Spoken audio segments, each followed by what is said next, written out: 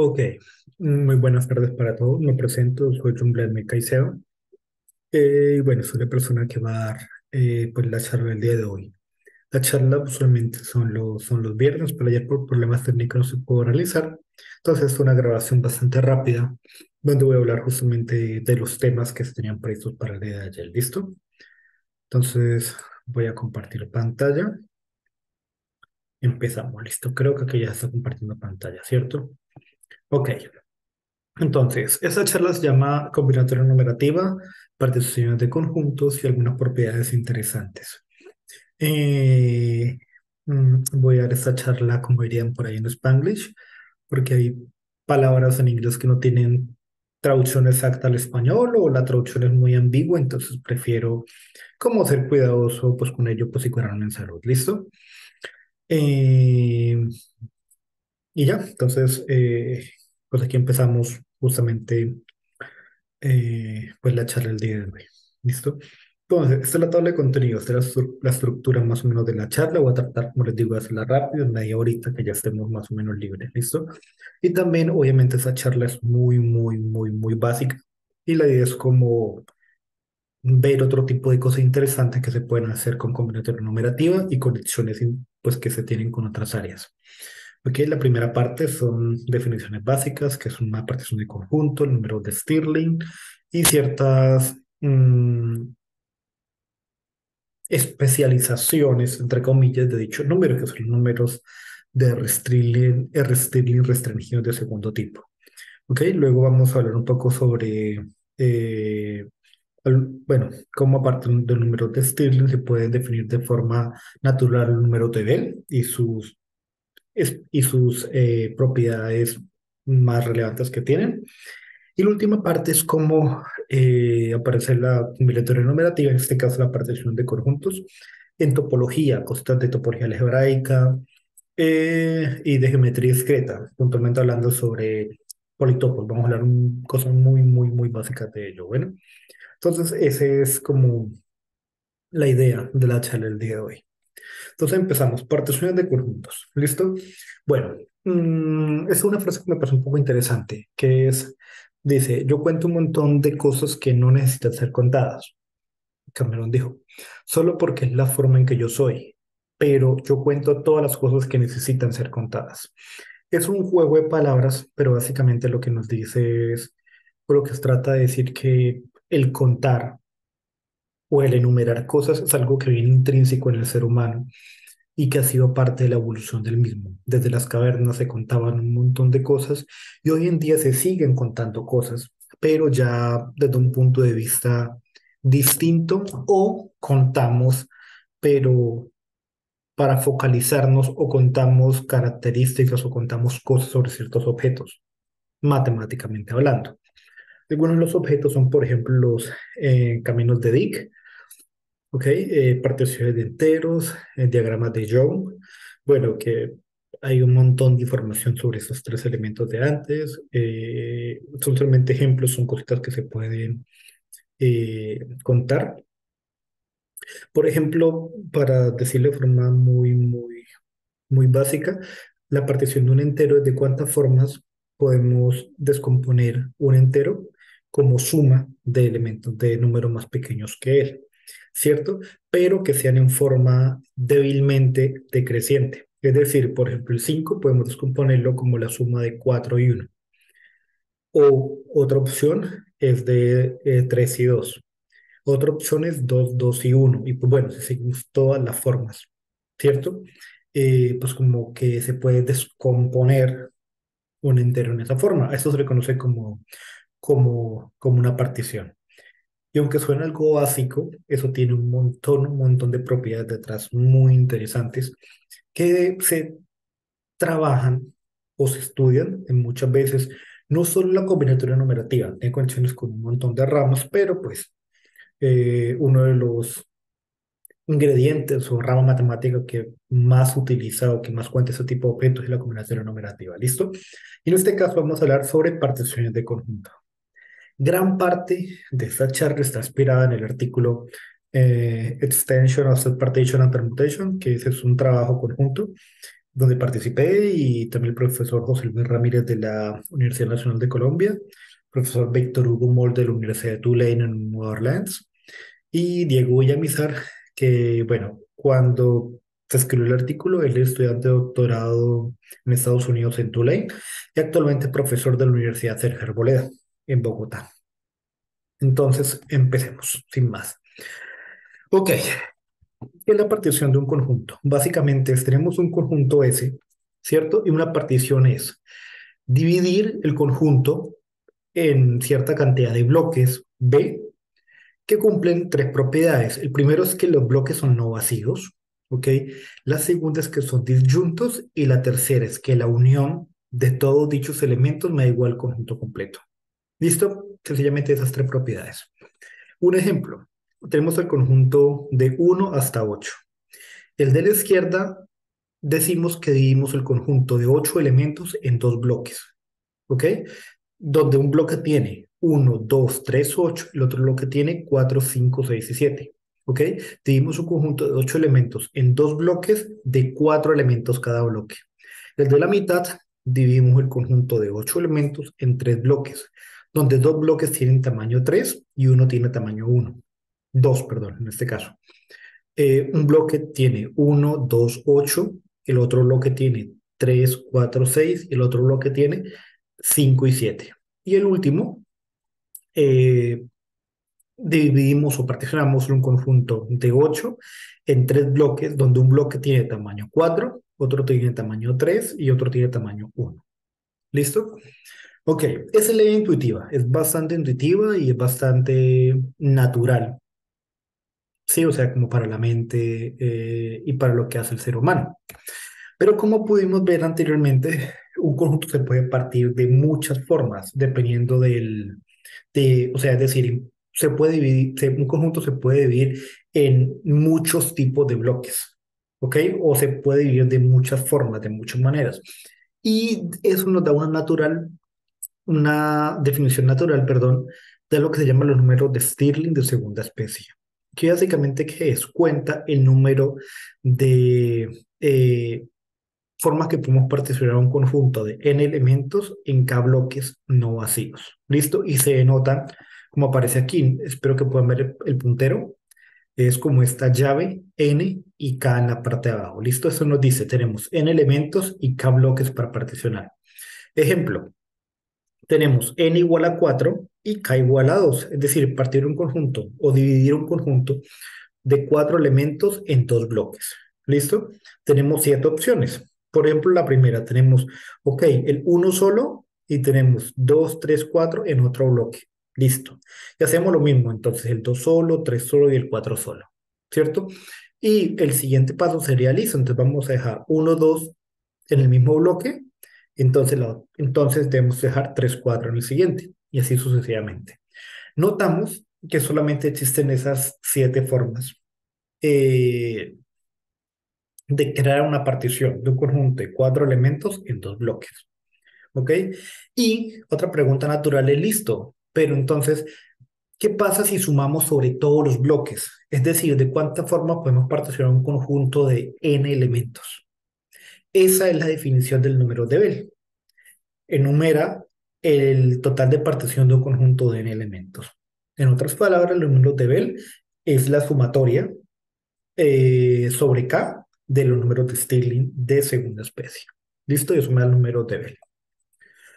Ok, cuando tenemos una nueva familia de números, ¿qué podemos hacer con esa familia o qué se investiga? En muchos casos se buscan relaciones de recurrencia, funciones generatrices, identidades numéricas, bueno, en fin, hay bastantes cosas que hacer justamente eh, o para investigar, los cuales obviamente para números de Steele y números de Bell, todo eso está muy investigado, o sea, se ha trabajado muchísimo ya sobre ello, pero siempre se pueden ir agregando nuevas cosas. Es decir, muchas veces en combinatoria lo que hacemos es, ok, tenemos un conjunto y definimos o agregamos una restricción o una propiedad sobre ese conjunto, sobre esa familia, sobre esa cosa que estamos contando, que se me permite decirlo, y esto generalmente nos da una familia nueva, ¿ok? Y uno empieza listo, ¿ok? ¿Qué propiedades hereda esta familia nueva de la familia pues, que tenía antes, ¿no? Y con eso en mente es que se genera mucha matemática nueva e interesante. Eso es lo que pasa con esta nueva definición. Se definieron hace bastante tiempo, bueno, no como 10 años, tampoco es que haya sido mucho, uno que se llama los números de R-Stirling de segundo tipo. Ok, ¿qué son estos números? Básicamente, cuenta cómo particionar un conjunto de n más r elementos en k más r bloques, donde los primeros r elementos están en bloques distintos. Suena un poco raro, pero con un ejemplo queda mucho más fácil, es bastante sencillo en el fondo. Ok, tenemos n igual a 3, k igual a 2 y r igual a 2. La definición nos dice particionar un conjunto de n más r elementos, es decir, 3 más 2, un conjunto de 5 elementos en K más R bloques, es decir, en 2 más 2 en 4 bloques. Entonces, particionar un conjunto de 9 elementos en 4 bloques donde los primeros 2 elementos estén en bloques distintos. En este caso, marcamos los primeros 2 elementos con una raya. ¿Listo? Y tenemos esas 9 opciones. No hay más formas de particionar dicho conjunto que esta, de esas 9. ¿Ok? Obviamente para este caso específico, para este N, K y R. Ahora, ¿qué pasa cuando uno da, es decir, cuando uno da, listo, una propiedad distinta? Se genera otra familia llamada los números de Stirling de segunda especie restringidos. ¿Listo? Que básicamente, ¿qué es? Es igual. Enumera el número de particiones que se pueden generar de un conjunto de n elementos en k bloques, pero que ningún bloque tenga más de m elementos. Es decir, colocamos una barrera que me restrinja el tamaño de los bloques.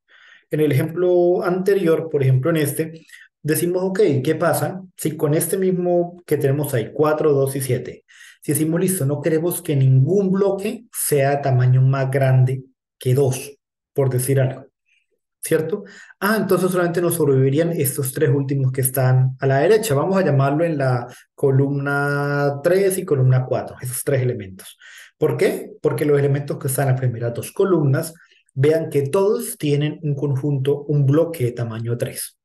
Esos elementos no son válidos. ¿Listo?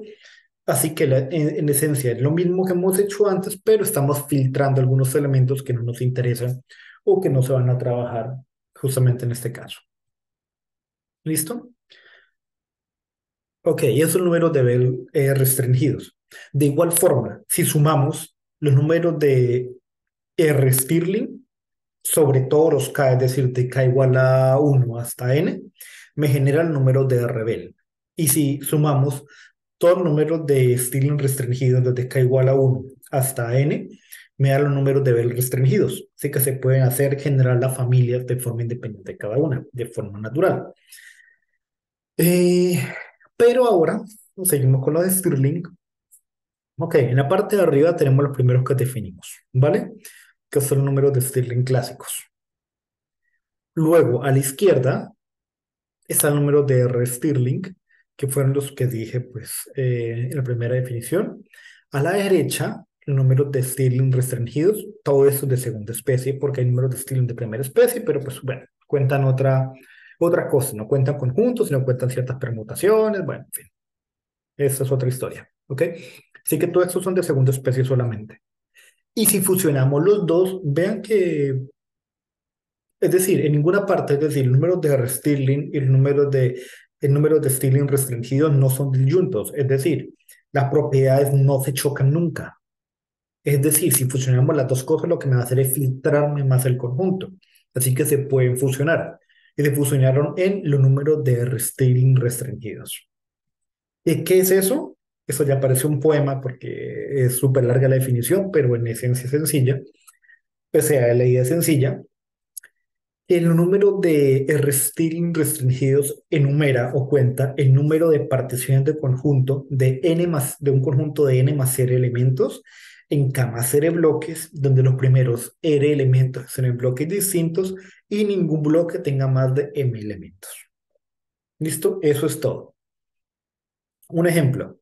Ok, tenemos n igual a 3, K igual a 1, M igual a 2 y R igual a 2. Tenemos esas dos propiedades, esas 12 posibilidades. ¿Qué tenemos esto? El ejemplo. Ok, tenemos un conjunto de 3 más 2 de 5 elementos. Vamos a partirlos en uno más 2 en 3 bloques, donde los primeros dos elementos, uno y 2, estén en bloques distintos. ¿Ok? Solamente tenemos esas posibilidades. ¿Listo? De igual forma se puede generar el número de Bell, de RBL restringidos, que es lo que vamos a trabajar pues justamente ahora. ¿Listo? Que viene entonces la definición ahora. ¿Qué son los números de Rebel restringidos? Se notan como esa B que aparece ahí. Es igual, es la sumatoria de los Stirling definidos antes, pero sobre todo los casos. ¿Sí? Eh, enumera el total de particiones que se pueden hacer de un conjunto de n más r elementos, donde los primeros r elementos estén en bloques distintos. ¿Sí? Y que ningún bloque tenga eh, más de m elementos. ¿Listo? Este es un ejemplo de ello que tenemos. ¿Ok? Tenemos n igual a 2, k igual a 2 y r igual a 2. Entonces, siguiendo la definición clásica de los Stirling, tenemos un conjunto de 4 elementos porque es n más r. ¿Cierto? En todas las formas que podemos particionar. ¿Ok? Dicho dicho conjunto, ¿cierto? Porque aquí no afecta mucho lo del K más R, ¿cierto? Porque el K va variando, o sea, tenemos todas las posibles formas de mover el K, desde K igual a cero, que aquí K igual a cero tiene sentido, porque si es K igual a cero, ¿cierto? ¿Qué nos queda? No nos queda cero, nos quedan R, porque es K más R, así que nos quedan R posiciones para poder definir o para poder agregar los elementos ahí extra, ¿no? Es por eso que aquí se cuentan todas las posibles particiones. ¿Listo? Entonces solamente tenemos estas 8 que aparecen ahí. Noten que los primeros dos elementos unidos siempre están en espacios distintos y ningún bloque tiene más de dos elementos, ¿cierto? Porque otra posible, digamos, ta, no existe otra forma de particionar esto de buena forma hacia primera vista, así como para un ejemplo clásico o un ejemplo sencillo de ver. Por ejemplo, vean el que está, es que no hay apuntador complicado. En la primera columna, el último, ¿cierto? Una opción viable, entre comillas, ¿cierto? Es dejar el uno solo, o que podría ser viable, y pasar el 3 que acompaña el otro bloque, 2 con raya, 3 y 4. Ok, eso satisface la propiedad de que no estén los dos elementos marcados en el mismo bloque, es decir, uno y 2 están en bloques distintos. Pero el bloque de la derecha, es decir, el bloque de 2 raya 3 y 4 es de tamaño 3, así que estaría violando la propiedad de que ningún bloque puede tener más de el grado más grande de cada bloque de 2 o el tamaño de cada bloque es igual a 2. ¿Sí? Es un poco extraño hasta cierto punto, pero a la larga, cuando uno empieza a hacer muchos ejemplos y se habitúa a la nomenclatura, todo es bastante más fácil. Bueno, entonces, ¿qué se investigan en este tipo de cosas? Esta familia pues, es bastante nueva y no se ha investigado o mejor dicho, o faltaba un montón de cosas por investigar. En ese caso, lo que mostramos básicamente en el artículo fueron un par de relaciones de recurrencia, que para quien no esté muy familiarizado con el tema, una relación de recurrencia básicamente nos permite calcular el número siguiente utilizando números anteriores. ¿Ok? La más famosa es la relación de recurrencia de Fibonacci. ¿Cierto? Que, por ejemplo, tenemos el 2 que se calcula como uno más uno. ¿Ok? Tenemos el 3 que se calcula como uno más 2. El 5 que se calcula como que 3 más 2. Y bueno, pues ahí seguimos, ¿cierto? Ojo, no solo tiene que ver con los dos anteriores o algo así, como vimos en este caso, son con números anteriores, pero los dos son sumatorias completas. ¿Sí? Entonces hay que ser como cuidadoso con ello, que no todas son tan sencillas o tan simples. ¿Listo? No voy a entrar como en detalle en demostrarla porque pues no viene pues ahorita el caso, pero generalmente uno lo que toma es, ok, vamos a considerar un bloque, ¿ok? ¿Cuántos elementos hay en ese bloque? Ese bloque está vacío, ese bloque qué característica tiene, por ejemplo, el bloque que aparece en la primera expresión, el de la izquierda, el que tiene un R y la sumatoria, perdón, está numerando son justamente los bloques especiales, tenemos un bloque especial, ¿cierto? Entonces tenemos R-1 bloques especiales más, ¿ok? Y tenemos N-1 elementos, porque ya tenemos uno en ese bloque especial, entonces lo que estamos haciendo es seleccionando eh, de N-1 elementos, vamos a tomar R que acompañen justamente a ese bloque especial, ¿sí? O sea, es un poco raro tratar de explicar así como al aire en palabras grandes, pero uno lo que hace es ese juego, ¿sí? De saber, ok, hay elementos en este bloque, qué propiedades tiene, qué podemos hacer con eso y cómo podemos tratar de mostrar que todo el conjunto se puede determinar a partir del tamaño o las características de dicho bloque, ¿sí? Y esa es la forma de demostrar, no única, pero en muchos casos, pues este tipo de propiedades. Y aunque la hice sonar un poco raro quizás, la demostración en sí no es complicada, es bastante sencilla en estos dos casos. Y otra cosa interesante que uno puede ver justamente son, pues, identidades, ¿cierto? Estas dos identidades fueron demostradas mediante biyecciones, que en otras palabras es encontrar funciones que tengan inversa definida, ¿cierto? O inyectivas y sobreyectivas, bueno, en fin. Bueno, son equivalentes esas dos definiciones, ¿no? El punto es que no todas las demostraciones salen tan sencillas como estas. Estas demostraciones son un poco más complejas, pero que también son muy útiles y que se utilizan también. O sea, ese tipo de demostraciones mediante biyecciones también son muy comunes en combinatoria numerativa. ¿Listo? A eso es lo que le quería llegar. Ok, otra propiedad de dichos números es la propiedad de periodicidad. No estoy muy seguro si esa palabra existe en español, pero a lo que voy es que cumplen, ¿cierto? Los elementos de una sucesión cumplen cierto periodo. Es decir, que tienen en el fondo como cierta relación de equivalencia. Me explico. El primer caso. B sub n, empezamos a mover el n, 1, 2, 3, 4, hasta 9, y dejamos fijos el m y el r, ¿ok? En 2. Notemos, por ejemplo, B sub 2, y si vamos a B sub 7, vean que tienen el último dígito es 8 en los dos casos. Si nos movemos del B sub 3 al B sub 8, el último dígito es 2. Si nos movemos del B sub 4 al B sub 9, el último dígito es 6. ¿Ok? Y eso se va manteniendo ahí. En el ejemplo de abajo sucede básicamente lo mismo. Vean, desde el B1 al B6, último dígito es 4. Del B2 al B7 es 4. Del B3 al B8 el 6 y así sucesivamente, ¿cierto? Eso nos da una indicación de que por ahí hay propiedades interesantes escondidas, ¿cierto? Sobre relaciones de equivalencia en estas sucesiones. Y aquí está en una tabla un poco más claro y expresado justamente ello, que lo que nos está diciendo básicamente es eso que le estaba diciendo, que B sub n con m igual a 2 y r igual a 1, ¿cierto? Es congruente con b sub n más 5 con m igual a 2 y r igual a 1, módulo 10. Cuando hablo de módulo 10 es que si hacemos el más grande por ejemplo, en este caso, B7 menos B2 se puede dividir por 10.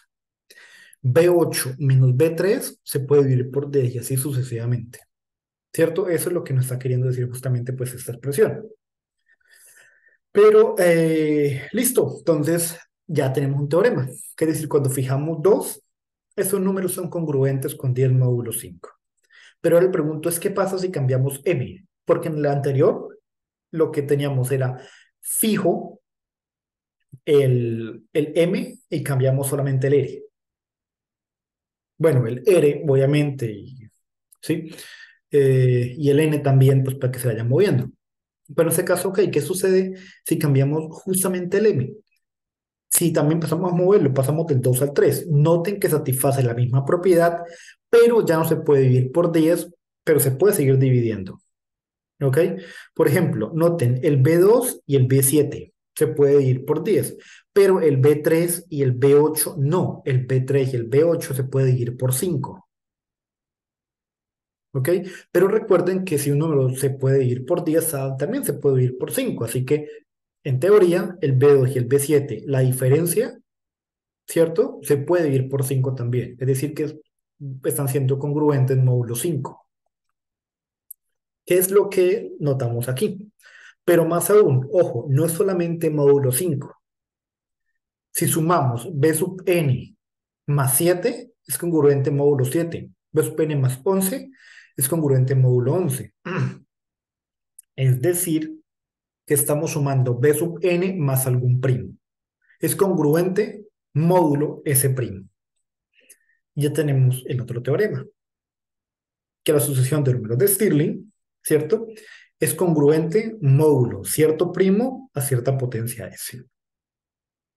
Y de igual forma es también curioso y bonito que dicha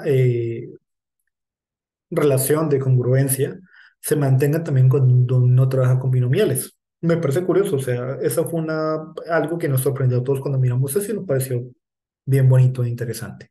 ¿Listo? Obviamente se puede seguir calculando, se puede seguir haciendo un montón de cosas sobre estos números, pero pues bueno, es una charla bastante introductoria y bastante rápida y no quería ser pesado pues con el tema, ¿no? Aún así, quien esté interesado en investigar un poquito más me puede escribir sin ningún problema o puede leer el artículo que fue el que les comenté inicialmente, en donde aparece todo con muchísimo más detalle. Es un artículo muy, muy, muy bonito, pero es un poco extenso. No recuerdo cuántas páginas tiene. La verdad no recuerdo cuántas páginas tiene, pero es un poco extenso, pero es bastante interesante e entretenido de leer. ¿Listo? Y creo que con esto sí, ya salto de la combinatoria enumerativa a un poco más cositas relacionadas con topología algebraica, ¿cierto? O ya propiedades topológicas justamente de bueno, de algo llamado simplex. Ok, aquí voy a tratar de ser quizás, es decir, me van a disculpar los topólogos o la gente que trabaja geometría discreta, pero voy quizás a usar un poco, no, quizás no de la notación, pero sí de las palabras. Me interesa más que las personas que puedan llegar a ver este video puedan entender más. Cierto que quise ser tan riguroso con algunas definiciones, entonces pues pido disculpas por ello. Eh, pero pues bueno, ajá, entendemos que algunas definiciones pueden ser un poco complejas para alguien que no tiene mucha experiencia en la geometría discreta o en la topología. ¿Listo? Entonces vamos a empezar desde lo más básico y vamos a ver, ok, ¿qué demonios tienen que ver entonces las particiones de conjuntos con algo llamado un F-vector de una subdivisión baricéntrica? Vamos a ver cómo se conecta todo el final. ¿Listo? Entonces empezamos. Ok, simplicidad complexes. Ok, complejos simpliciales en español, creo. Entonces, ¿qué es esta cosa? Este es un término bastante común en topología algebraica. Una definición que es un complejo simplicial abstracto, en este caso, ¿cierto? Delta, es una colección, ¿cierto? De los conjuntos, de subconjuntos del conjunto de partes de B, ¿cierto? Tales que cumplan dos propiedades básicas. Que todo vértice pertenezca, ¿cierto? Al, al, al complejo simplicial o al conjunto que se está generando. Y la segunda propiedad, aquí tenemos que si F está en el complejo simplicial, es decir, es un elemento, ¿cierto? Y tenemos un elemento G, que es un conjunto de F, entonces G también es un complejo, es un elemento del complejo simplicial, ¿cierto? Es un poco raro decirlo de esa forma, pero vamos a mostrarlo con un dibujito, que es ese ejemplo que tenemos aquí. Ok, tenemos un conjunto de 5 vértices, ¿sí? Vamos a numerarlos de esta forma, ¿ok? Listo. Bueno, listo. Entonces vamos a ver. Los vértices están marcados en la parte de abajo, ¿cierto? En el complejo simplicial de color azul. Entonces, ahí estamos todos los vértices. El cero, el uno, el 2, el 3 y el 4. ¿Ok? Satisface la primera propiedad de una vez. ¿Listo? Sin ningún problema. Eh, ok, listo. Ahora, sigamos el dibujo. Vean que tenemos una arista que conecta el cero con el uno. ¿Qué significa eso entonces? Que el conjunto 0,1 va a estar ahí. Tenemos una arista que conecta el uno y el 2. Entonces el 1,2 va a estar ahí. Y así sucesivamente, con todas las aristas eh, que se pueden generar a partir de este grafo que tenemos aquí. ¿Ok? Y listo, ya tenemos entonces vértices y aristas. Ahora vamos a ver, ok, ¿qué más figuras están ahí? Como para seguir contando. Notemos que tenemos dos triángulos. Uno está sólido, ¿ok? Y otro no está sólido. Cuando no está sólido, generalmente significa lo que tenemos son aristas pegadas, pero eso no forma un triángulo como tal, ¿cierto? Así que el triángulo uno, 2, 4, el que tenemos ahí en ese espacio en blanco, no forman eh, un elemento de este complejo simplicial, ¿vale? El elemento que forma, que hace parte del complejo simplicial, es el triángulo uno, 3, 4, que es el que aparece entonces en la parte final. ¿Ok? Y si notamos, eh, si hacemos intersecciones, bueno, eso es otra propiedad un poco distinta. Como les digo, no voy a meterme justamente en ello porque pues no es el punto, pero eso es como para que vean cómo se puede generar o cómo uno puede ver o la relación que tiene, ¿cierto? Cuando uno ve un complejo simplicial desde un punto de vista geométrico, o que aquí se puede dibujar, ¿cierto? Y un complejo simplicial abstracto. Es decir, los dos tienen la misma información, solamente que algunos son más fáciles de trabajar que otros dependiendo del área que se está haciendo, ¿sí? Obviamente, cuando se trabaja con complejos simpliciales abstractos, uno debe ser muy cuidadoso con la topología, ¿sí? Porque pues uno puede cometer errores y perder información, entonces uno debe ser muy cuidadoso.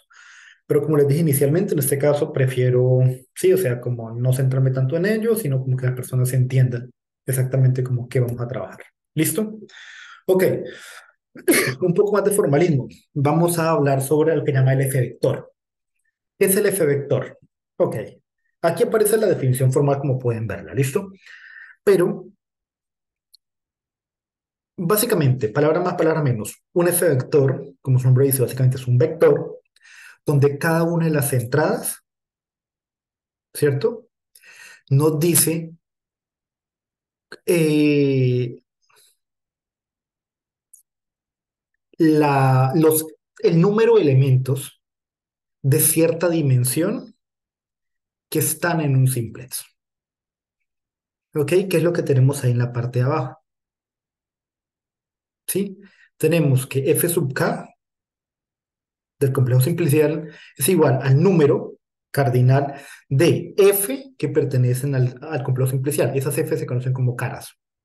¿Ok? O facetas. Bueno, sí, caras. Facets. Sí, caras. No voy a entrar ahorita con detalles porque faces and facets, ahí hay una pequeña diferencia que ahorita pues, vamos a verla más adelante, ¿cierto? Donde la dimensión de dicha cara es igual a k. ¿Listo? Y tenemos que f menos 1, por definición, es igual a 1, que es la dimensión de la cara vacía. ¿Listo? Ok, en español, ¿qué significa entonces esta cosa? ¿Listo? Por ejemplo, en este ejemplo que tenemos aquí, que creo que es el que hicimos aquí, no estoy seguro. Sí, creo que sí. Listo. Entonces, vamos a ver. El vacío siempre está.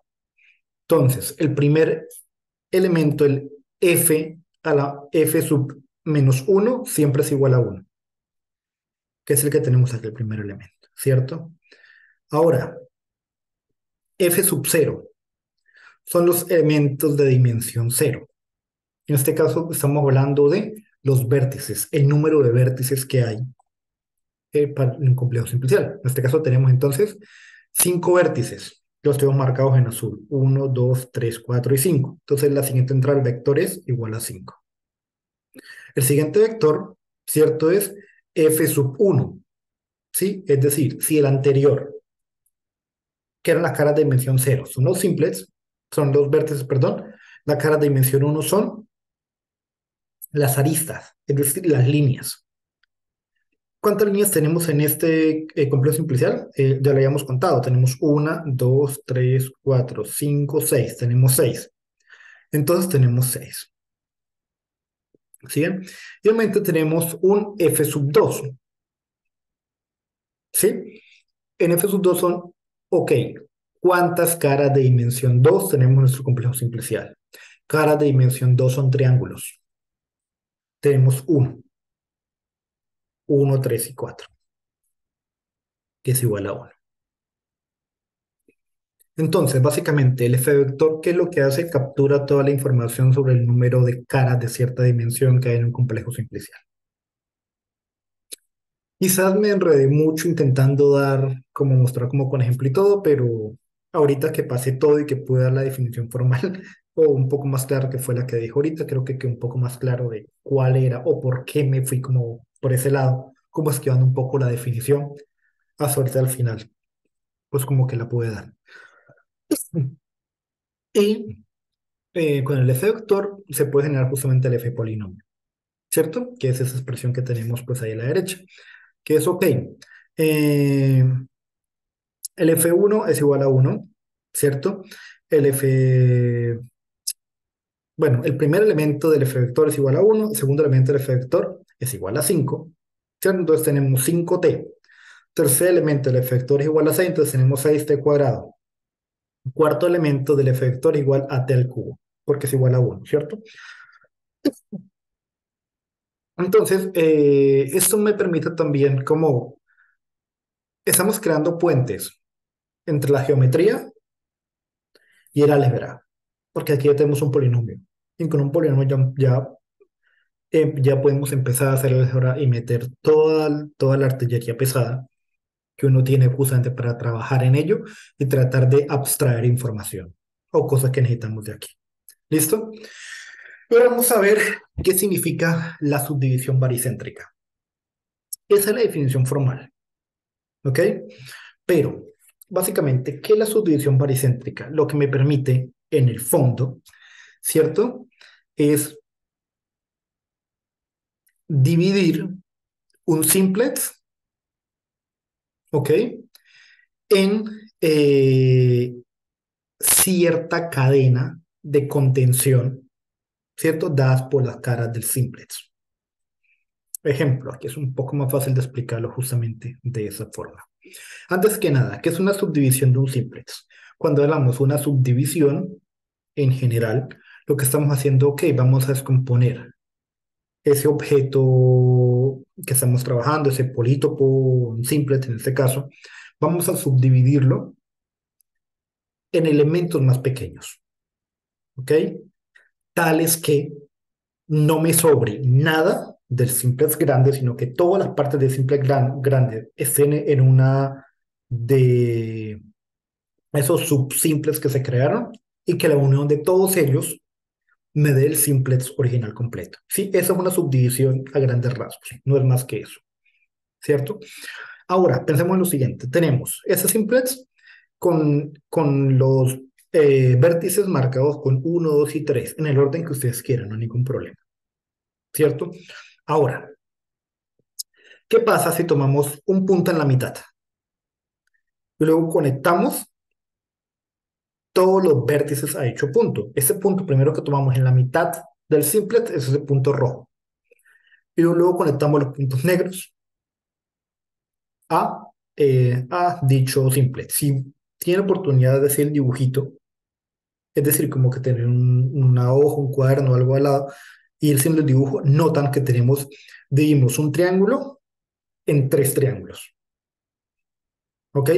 ¿Por qué tomamos el simplex Es decir, tomamos la cara más grande del simplex. Esto es un triángulo, la cara más grande que tenemos es el triángulo, entonces dividimos el triángulo. Ahora hacemos lo mismo, tomamos un punto en la cara más grande, bueno, en una cara de una dimensión, exactamente una dimensión menor de la dimensión que tomamos antes. Primero tomamos el triángulo. El siguiente, ¿dónde lo tomamos? Sobre la arista, porque el triángulo es de dimensión 2 y la arista es de dimensión 1. Entonces tomamos un vértice nuevo, que son los vértices blancos en cada arista. Del clásico, ojo, ¿no? Estamos subiendo el clásico, no el nuevo, del clásico. Y vean, notemos que esa arista ya está conectada con los puntos en negro que tienen alrededor. Entonces, ¿qué nos falta conectarlo ahora? Nos falta conectarlo con el punto rojo que tenemos ahí. ¿Listo? Y esa es la subdivisión baricéntrica, que si lo piensan tiene sentido. Porque lo que estamos es tomando un punto siempre en el centro del simplex y estamos conectando con los vértices. Luego bajamos una dimensión y hacemos lo mismo. Y así seguimos sucesivamente. Si tuviésemos una pirámide, un tetaedro, lo que hacemos es colocamos un punto en el espacio, en medio del tetaedro, y conectamos con los vértices. Luego pasamos al triángulo. Y en cada una de las caras que tenemos ahí, ¿cierto? Hacemos eso. Este mismo dibujo que está aquí. Colocamos un punto a la mitad de cada triángulo y conectamos. Luego bajamos una dimensión más y tomamos un punto en cada arista del simplex clásico, del tetraedro, y hacemos otra vez el mismo juego. Esa es la subdivisión baricéntrica. Entonces el punto dice, ok, ¿dónde carajo vienen las caras? O sea, es decir, esta bandera que aparece y que llamamos, o esta cadena, ¿cierto?, de contención de caras. Notemos que cada punto negro es un simplex. Un simplex no, es un vértice, lo siento. ¿Ok? Y que cada punto blanco está siempre en la mitad de dos vértices. Y como está en la mitad de los dos vértices, ¿cierto? Está en la línea que los contiene los dos. Entonces, ese punto blanco viene siendo la unión de los dos vértices. Y el punto rojo está en la mitad, ¿ok?, de la cara que los contiene a todos. Entonces tendríamos el tercer elemento de la bandera. Por ejemplo, si el punto negro que tenemos en la esquina inferior izquierda es igual a 1, luego el que tenemos arriba es igual a 2 y el que tenemos en la esquina inferior derecha es igual a 3, ¿qué tendríamos? Por ejemplo, de 1 está contenido en 1, 2, que es el punto blanco que está en la izquierda. Y 1, 2 está contenido en 1, 2 y 3, que es el punto interior que está en la mitad. Y tenemos la primera bandera. 1, 1, 2 y 1, 2 y 3. Por otra parte, tenemos entonces que 1 también está contenido en 1, 3. Si lo miramos hacia la derecha. Y 1, 3 está contenido en 1, 2 y 3. Y tenemos la otra bandera. Y así sucesivamente hacemos con todos. Y eso, lo que acabo de decir, es lo que significa la definición que se acaba de dar justamente ahí. Y las banderas están expresadas justamente de esta forma. La cara vacía, cada uno de los vértices 1, 2 y 3, que son los vértices de color negro, 1, 2, 1, 3, 2, 3, que son los vértices de color blanco, y 1, 2 y 3, que son los vértices, que es el único vértice de color rojo que tenemos ahí. ¿Ok? Eh, ok, ahora tenemos, estos son los vértices, ahora tenemos las aristas. Lo siento, se me olvidó ese bendito nombre en español. Hecho, las aristas. Entonces tenemos, uno está contenido en 1, 2. Claro, porque entonces tenemos que, nuevamente con la numeración que les dije ahorita, uno está en la esquina inferior izquierda, está contenido en en eh, en la arista donde está el punto blanco que lo conecta. Allá arribita, el 1, 1, 2. ¿Cierto? Y aquí tenemos todas las posibles aristas que podemos tener en ello. Uno está contenido en 1, 2, está contenido en 1, 3, 2, 1, 2, 2, 2, 3, 3, 1, 3, 3, eh, 3, 2, 3, ¿cierto? Pero también el uno está contenido en 1, 2, 3, porque notemos que el uno, es decir, que cada uno de los vértices negros está conectado también directamente con el vértice rojo, no solamente con los vértices blancos, sino con el vértice rojo también. ¿Ok? Y de igual forma, el blanco, cada uno de los blancos está conectado con el vértice rojo. Y aquí tenemos todas las opciones. Y para no extender más el cuento, porque creo que ya quedó claro, ahí tenemos justamente los triángulos, que tenemos los 6 triángulos que tenemos. 1, 1, 2, 1, 2, 3. 1, 1, 3, 1, 2, 3. 2, 1, 2. Y así seguimos. ¿Listo? Ok. Ahora, algo que se llama justamente la frontera, ¿cierto? De un simplex. En este caso, sencillamente, para la frontera de la subdivisión baricéntrica, son todos los puntos o todas las banderas, las flags, que no contengan al último punto. En palabras cristianas, con el ejemplo, es el ejemplo anterior, pero sin el punto rojo. Veanlo. Si quitamos el punto rojo, es decir, ¿qué nos queda? Solamente lo que está en el borde. Y tenemos eso que tenemos ahí. ¿Por qué es interesante? Porque es unas propiedades, muy interesante propiedad, que que podemos calcular el F vector de la subdivisión baricéntrica utilizando el F vector de la frontera de la subdivisión baricéntrica. ¿Ok? Y a la larga nos da un interesante teorema donde otra vez aparece el número de Stirling, que es la subdivisión baricéntrica de la frontera de un simplex, ¿cierto? Con n vértices, tiene el siguiente f vector, f sub k de la subdivisión baricéntrica de la frontera de dicho simplex es igual a k más 1 factorial por el número de Stirling n k más 1. Porque uno dice, venga, como ahorita está hablando de ese tipo de cosas, como pasó del número de, o sea, de hablar de esa cosa de topología al número de Stirling. ¿Dónde aparece? Porque una cosa estamos hablando de conjuntos, o sea, ¿cómo hizo esto? Sencillamente podemos ver cada una de estas expresiones que tenemos aquí como particiones de conjuntos. ¿Cómo? Por ejemplo, vamos a ver, ¿cuál es fácil de ver? Por ejemplo, las edge, las aristas, vamos a ver la última. La última tenemos 2 3 está contenido en 1 2 y 3, ¿cierto? Otra forma de ver esto es sencillamente, ok, tenemos el 2 3 en un solo bloque, ¿cierto? ¿Y qué le agregamos para que se convirtiera en 1 2 3? Le agregamos el 1. Entonces tenemos un bloque con 2 3 y un bloque con 1. Y pum, pasamos de estar hablando de banderas en la subdivisión baricéntrica a hablar justamente en el tema inicial que son particiones. ¿Sí? Obviamente, este teorema, si uno hace la sumatoria sobre todos los f sub k, tenemos entonces ahora el f vector. ¿Sí? Espero que haya quedado claro. Muchas gracias.